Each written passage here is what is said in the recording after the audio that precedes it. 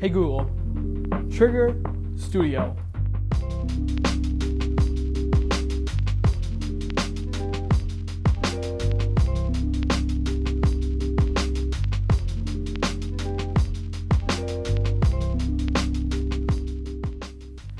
So Google has been growing endlessly for a while.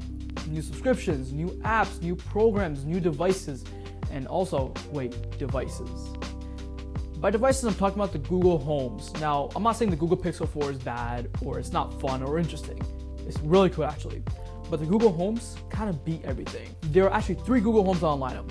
There's a Google Home Mini at $49. There's a Google Home, which is $129, and there's a Google Home Max, which is $400. And there's another one, the Google Home View thing, something like that. I don't know. It's got a touchscreen. I'm sticking with the basics for this video. So the Google Home Mini and the Google Home. This is pretty much what all you guys might be buying.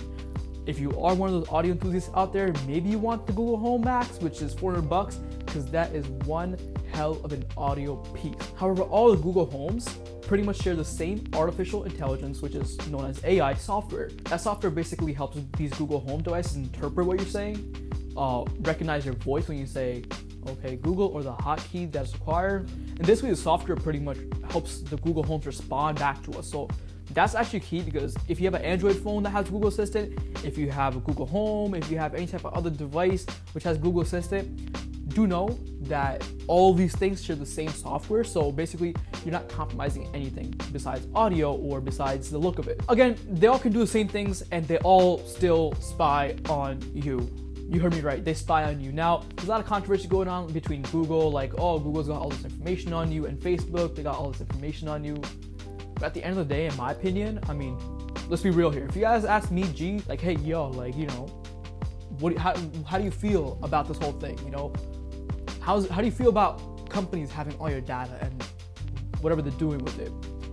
I feel like it's not a big deal. Ever since you probably have a phone, all your information is probably out there anyways by now, so you can't say that that company is necessarily taking all your information away, doing this to you. You're pretty much signing up for it yourself. You don't have to use Google services. It's in the terms and conditions. So technically, I'm not trying to be like a lawyer here for Google, but like, you're signing up for it yourself. However, let's not get to that deep in that conversation. Yes, it's always listening to you. The Google Homes will always be listening to you regardless, but it's not a big deal.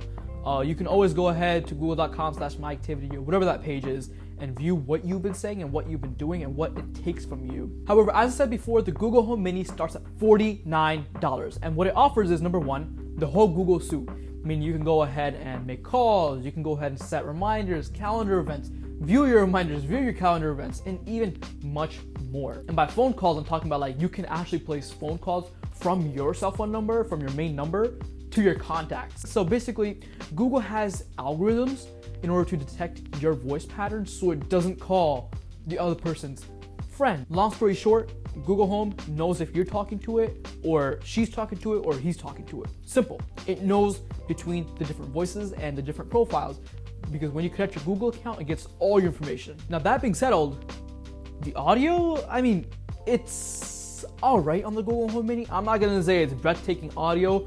They advertise it by saying, quote unquote, a 360-degree speaker. That's not what it means. It's literally one speaker right over here facing upwards. If anything, it's a 90-degree speaker. But again, I wasn't that good in geometry, so let's skip away from that. Honestly though, this thing looks pretty good. Like, it looks futuristic. It keeps it look very low key while keeping its intelligence very high key. Google Home, however, is $129.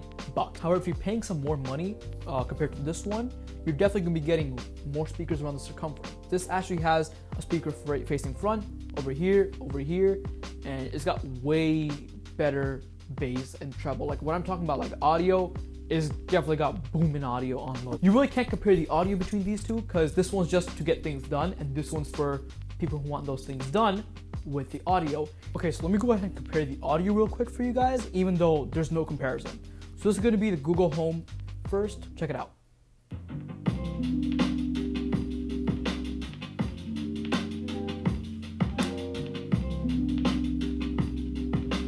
Okay, so that was, again, the Google Home regular. $129, had the better sound, better quality, good base. Now let's go ahead and cast it to Google Home Mini. Can you...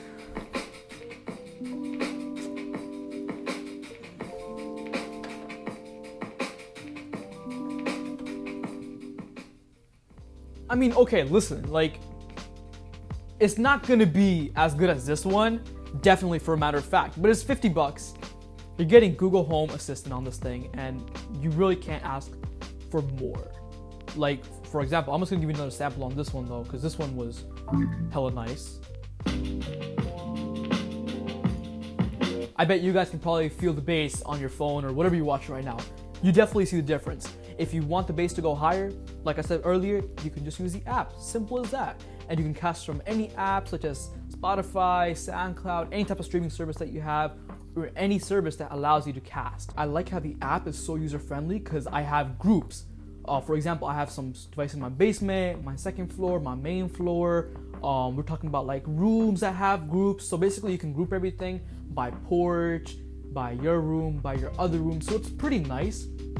And you can use it with services like Nest for the thermostat, LifeX bulbs, Philips Hue, Smart Life bulbs. You can use pretty much like all these cool things with it, and you can really interconnect these things together. And again, all you gotta do to activate it is say, "Hey Google." Boom, they both went off. Also, FYI for those people out there that are watching this video, these things do not have batteries. So if your plan is to get one of these for a speaker, for let's just say bringing it to the beach or bringing it around town with your friends, this is not the one for you because it doesn't have a battery.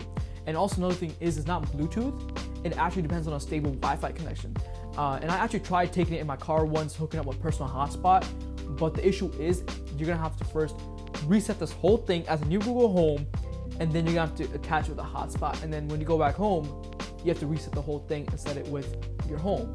Nonetheless though, I mean, it's really cool. It looks really natural in any environment that you're using it in, whether it's home, work, office, school, anything like that. I just said synonyms. I just realized that.